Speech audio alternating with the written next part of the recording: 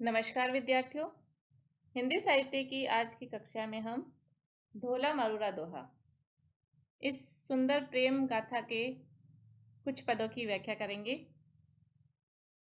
विद्यार्थियों, ढोला मारूरा दोहा के परिचय में इस बात की जानकारी प्राप्त की थी कि ढोला मारूरा दोहा वस्तुतः एक लोक गाथा है और इसमें संयोग श्रृंगार का वर्णन किया गया है। श्रृंगार के दोनों ही पक्ष, संयोग श्रृंगार और वियोग श्रृंगार का वर्णन है इसमें, परंतु बहुलता इसमें वियोग श्रृंगार की है। मारवाणी का विरह और उसके पश्चात रानी मालवाणी का विरह भी इसमें सुंदर रूप से अभिव्यक्त किया गया है। जब ढोला को स्मरण हो जाता है बाल्यावस्था में किए गए उसके विवाह का, मारवाणी के साथ जो विवाह हुआ, उस विवाह के स्मरण के साथ मारवाणी के विरह का भी वह अनुभव करता है और वह व्यग्र होता है मारवाणी से मिलने के लिए। इसलिए वह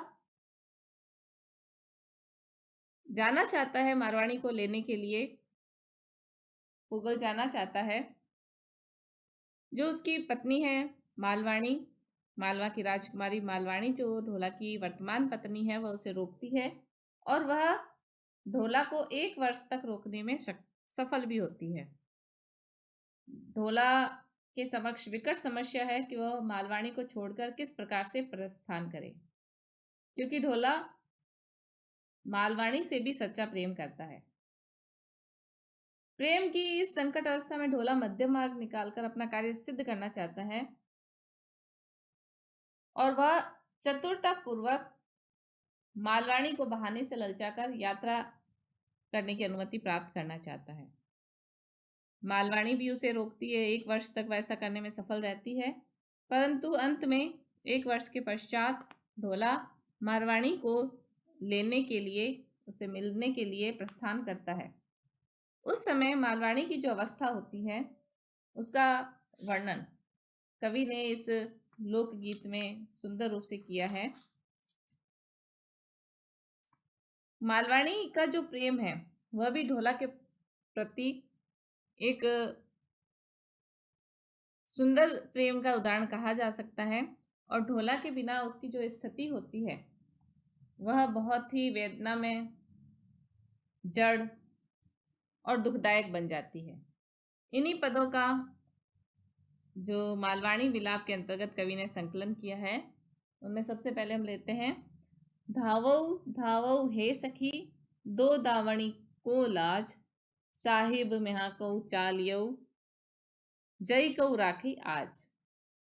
मालवाणी विलाप शीर्षक से संकलित इन पदों में प्रस्तुत जो पद है ये मालवाणी का कथन है और वह अपनी सखी यादी से प्रार्थना करती है ढोला को रोकने की। मालवाणी की यह स्थिति है जब उसे आभास होता है कि ढोला मारवाणी से मिलने के लिए, उसे लाने के लिए प्रस्थान करने वाला है, उस समय ही वह व्यग्र हो जाती है। उसका विरह उसी समय प्रारंभ हो जाता है, परंतु वह किसी भी प्रकार से 1 वर्ष तक ढोला को रोकने में सफल रहती है। परंतु 1 वर्ष के पश्चात जब ढोला प्रस्थान कर रहा है उस समय उसकी व्यग्रता बढ़ जाती है और वह अपनी सखियों से कहती है, हे सखी दौड़ो दौड़ो, कोई प्रियतम का दामन पकड़ो। धाओ धाओ हे सखी, दो दावणु, कोई उसका दामन पकड़ो। दावणु यानी उसका दामन पकड़ो, उसके वस्त्रों को पकड़कर उसे रोको। को लाज, लाज का अभिप्राय है लगाम, या कोई उसके घोड़े की लगाम को पकड़ो, उसे रोको। किसी भी प्रकार से उसे इस प्रकार मुझे छोड़कर नहीं जाना चाहिए। साहिब महाको चाल्यो, मेरा साहिब, मेरा प्रीतम पुगल के लिए चल पड़ा है। जय को राखो आज, यदि कोई उसे रोक सकता है तो आज रोक ले। तो यहाँ दूसरों से जो कवि, जो नायिका है मालवाणी है, जो ये गुहार लगा रही है, ये उसके हृदय के विलाप को, उसके हृदय की वेदना की अभिव्यक्ति कर रहा है। अनुप्रास अलंकार का कवि ने यहाँ पर वर्णन किया है। महाको साहिब महाको चाल्यो, यहाँ जब जो मेरापन है ढोला के प्रति, मालवाणी का जो मेरापन है, जो एक अधिकार की भावना है, वह यहाँ पर अभिव्यक्त हो रही है और ऐसा लगता है कि वह अपना अधिकार धीरे धीरे समाप्त हो रहा है, उसका अधिकार। यह व्यग्रता भी इस पद में दृष्टिगत होती है। साला चलतों हे सखी गौखे चढ़ी मई दीठ, हियड़ऊ कुआं हिंसू गयो नयन बहाड़िया नीठ। यहाँ कुछ शब्द है। गौखे यानी गो झरोखा, मई यानी मैंने, नीठ यानी बहुत मुश्किल से, कठिनता से। मालवाणी विलाप का ही ये प्रसंग है। साला कुमार यानी ढोला जब प्रस्थान करता है तो मालवाणी अपनी सखी के समक्ष अपनी वेदना प्रकट कर रही हैं। वह अपनी सखी से कहती है, गौखे चढ़ी में दीठ, मैंने झरोखे पर चढ़कर साला चलतो हे सखी गौखे चढ़ी में दीठ, मैंने साला कुमार को यहाँ से प्रस्थान करते हुए झरोखे पे चढ़कर देखा। हियड़ऊ उआहिसु गयो, मेरा जो हृदय है वह उसी के साथ, प्रीतम के साथ ही चला गया। मेरे नेत्र भी उसी दिशा में गमन कर रहे थे। मैंने नयन बहाड़िया नीट, मैंने नेत्रों को बहुत मुश्किल से लौटाया है, वापस अपनी तरफ खींचा है। तो यहाँ एक जो प्रियतमा की नायिका की जो वेदना है, जो उसकी विरह अवस्था है, कवि ने यहाँ पर वर्णित की है। कवि परंपरा के अनुसार बताया है कि नायक के प्रस्थान के साथ नायिका का जो हृदय वो उसी के संग चला गया, इसीलिए उसका हृदय उसके प्रस्थान के पश्चात किसी भी कार्य में नहीं लगता है, क्योंकि वह हृदय पहले से ही नायक के साथ जा चुका है। नयन भाड़ो नीट, और नेत्र भी उसके पीछे पीछे, जहां तक नायक की दृष्टि जाती, जहां तक नायक का चित्र उसे दिखाई देता है वहां तक जाते हैं। जब वह दृश्य में नहीं रहते तो वह पुनः लौटकर वहीं उपस्थित हो जाते हैं। यहाँ नायिका की, मालवाणी की वेदना का प्रकाशन कवि ने किया है। प्रोषित पति का नायिका के समान कवि ने उसकी वेदना को इंकित किया है। नारी हृदय की व्यवस्था और विरह व्यथा यहाँ पर व्यंजित हुई है। बिछुड़ता ही सज्जना राता किया रतन, वारा विहू चिहू नाखिया आंसू मोती बन। मालवाणी विलाप से ही प्रस्तुत पद लिया गया है। ढोला मारू दोहा के अंतर्गत ये संकलित है। मालवाणी ने प्रियतम ढोला को लक्ष्य कर कहा है कि बिछुड़ता ही सजना राता किया रतन, हे सज्जन, हे प्रियतम, तुम्हारे बिछड़ते ही मैंने अपने रत्न रूपी जो मेरे नेत्र है, राता किया रतन, मेरे जो रतन रूपी जो नेत्र हैं, मैंने इनको रो रो कर लाल कर दिया। वारा विहू चिहू नाखियां, मैंने रात दिन, वारा रात, दिन चिहू यानी चारों पैर, रात दिन के चारों पैरों में अर्थात लगातार मोतियों के समान वर्ण वाले आंसू गिराए हैं।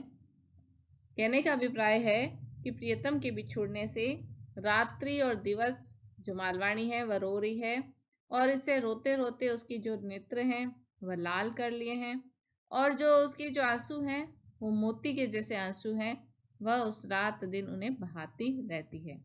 ये कवि ने जो वर्णित की है, सीधे सीधे शब्दों में वर्णित की है नायिका की, मालवाणी की विरह व्यथा, उसकी वेदना को व्यंजित किया है। जहाँ कवि ने रूपक और उपमा अलंकार का सहज स्वाभाविक प्रयोग किया है। नेत्र जो निरंतर रोने से लाल रंग के हो जाते हैं, एक तरफ नेत्र लाल हो रहे हैं और जो आंसू गिर रहे हैं उनका रंग मोती के समान सफेद है। तो यहाँ कवि ने जो वर्णित किया है वह कहीं कहीं विरोधाभास प्रतीत हो सकता है, विरोधाभास अलंकार, परंतु ये सहज स्वाभाविक स्थिति है कि निरंतर आंसुओं के गिरने से नेत्रों का जो रंग है वह रक्तिम हो जाता है। आगे के पद लेंगे हम। सजनिया बवड़ाई कई गौठे चढ़ी लहक, भरिया नयन कटोर जू मुदा हुई डहक। बवड़ाई का अर्थ है भेजना, लह का अर्थ है लपक कर, ज्यों ही, ज्यों का अर्थ है जैसे, मुद्दा का अर्थ है मुग्धा नायिका, डहक यानी बिलखती है।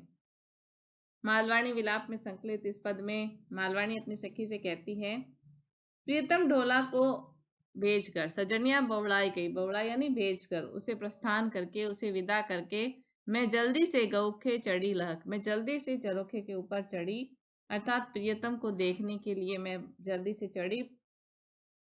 उस समय मेरी आंखें भरिया नयन कटोर दो, मेरी आंखें कटोरे के समान आंसू से भर गई और मैं मुग्धा बिलखने और करुण क्रंदन करने लगी। डहक यानी बिलखने लगी, रोने लगी। यहाँ कवि ने मालवाणी को मुग्धा नायिका बताया। मुग्धा नायिका वह वह होती है जो पति से सहज आसक्ति रखती है, जो अपने भोलेपन के कारण आकर्षक लगती है, सुंदर लगती है।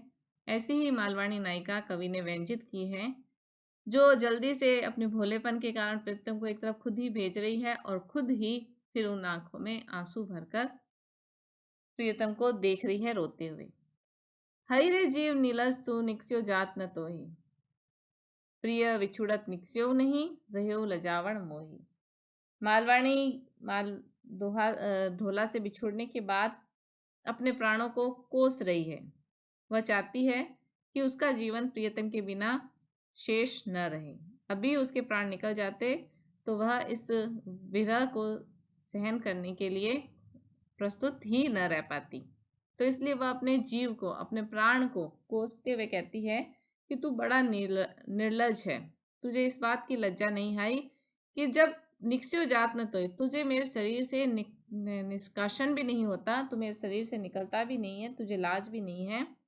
प्रिय बिछुड़त निक्स्यो नहीं, जब मेरा प्रिय मुझसे बिछड़ रहा था, मेरे प्रिय से बढ़कर तो तू नहीं है, और मेरे प्रिय के बिछड़ते समय तू मुझे छोड़कर नहीं गया। रहे हो लज्जावण मोही, तू यहाँ पर मुझे लज्जित करने के लिए यहीं बना रहा। यदि तू मुझे छोड़कर चला जाता तो मुझे इस प्रकार, इस विरह के इस प्रकार से पति के द्वारा छोड़कर जाने से लगने वाले इस उल्हाने से मैं बच पाती। विरह की जो अंतिम दशा है वह मरण मानी गई है। विरह की जो 10 अवस्थाएं हैं उसके अंतर्गत अंतिम अवस्था मरण मानी गई है, और उसके पश्चात करुण रस का प्रारंभ हो जाता है। वियोग श्रृंगार उस समय, फिर श्रृंगार रस उस समय शेष नहीं रहता। बिछड़ता ही सजना क्या हूं कहन न लद, तृण वेला कंठरोक्यो जाणक सिंधि खन। बिछुड़ता ही सजना क्या हूं यानी कुछ भी, लद यानी पाया, खद्दी यानी खाया, सिंगी यानी सिंगिया नामक विष, जाणक यानी मानो। डोला मरुरा दुहा में से उद्धृत इस पद में ये मालवाणी का कथन है। मालवाणी कहती है कि प्रियतम से बिछुड़ते समय मैं उसे तो कुछ भी नहीं कह पाई। बिछड़ता ही सजना क्या ही कहना लद, मैं उसे कुछ भी न कह पाई। 1 वर्ष तक मालवाणी ढोला को रोक पाती है, परंतु अंत समय में ढोला मालवाणी को किसी भी प्रकार से रोकने पे नहीं आता और वह उसे छोड़कर चला जाता है। तो उस समय कह रही है मालवाणी कि प्रियतम से बिछड़ते समय मैं कुछ भी नहीं कह पाई। तृण वेला कंठ रोके, उस समय मेरा जो कंठ है वह रुक गया, मेरे गले से शब्द आते आते रुक गए, वह वहीं पर निकल ही नहीं पाए। जाणक सिंधि खन, ऐसा लगता है कि उस समय मैंने सिंगिया विष खा लिया हो। सिंगिया विष खाने के पश्चात जो आवाज है वह कंठ में अवरुद्ध हो जाती है, वह वहां से नहीं निकल पाती। तो जो मालवाणी है वह कह रही है कि ढोला के प्रस्थान करते समय मैं उसे किसी भी प्रकार से रोकने में समर्थ नहीं आई, मेरा गला रुंध गया। तो मालवाणी यहाँ दोनों चीजों की समानता कर रही है कि उसके लिए ढोला का बिछुड़ना भी उतना ही कष्टकारक है जितना कि सिंगिया विष को खा लेना। यहाँ अनुप्रास और उत्प्रेक्षा अलंकार का कवि ने वर्णन किया है, और मुख्य जो बात इन पदों से उभर कर आती है, इसमें मालवाणी के विरह का वर्णन किया गया है। मालवाणी के इस विरह में मालवाणी का अपने पति के प्रति प्रेम, निश्चल प्रेम है। वह उसे रोकना चाहती है, परंतु जिस प्रकार से कोई विष खा ले उसके पश्चात उसकी आवाज अवरुद्ध हो जाए, ऐसी स्थिति मालवाणी की भी हो रही है।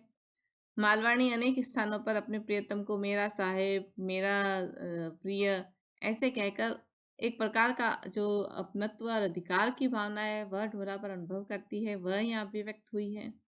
कई अलंकार यहाँ प्रयोग हुए हैं, लेकिन वह अलंकार सहज रूप से बात कहते समय जैसे आम बोलचाल की भाषा में वह अलंकारों का प्रयोग हो जाता है, वैसे ही अलंकार यहाँ पर कवि ने प्रयोग में लिए हैं। अभ्यास पूर्वक या कोशिश करके अलंकार यहाँ पर नहीं आया है।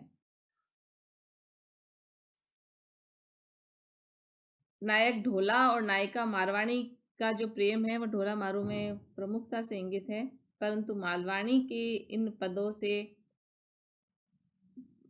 अभिव्यक्त होता है कि मालवाणी अपने पति के प्रेम पर अधिकार रखती है, और इसी अधिकार के वशीभूत वह 1 वर्ष तक अपने पति को रोकने में समर्थ भी होती है। परंतु उसके बिछुड़ने पर वह जिस वियोग को, जिस वेदना को, कष्ट को सहन करती है, उसका कवि ने इन पदों में सुंदर और हृदय आह्लादक वर्णन किया है, जिसमें ऊहात्मक जो स्थिति है वो बहुत कम है। हृदय के जो कोमल भाव हैं, जो व्यथा है, वह अधिक व्यंजित हुई है। तो विद्यार्थियों, आज हमने इस व्याख्यान में ढोला मारूरा दोहा के इन कुछ पदों की व्याख्या की। आगे की कक्षा में हम पाठ्यक्रम में संकलित अन्य पदों की व्याख्या करेंगे। धन्यवाद।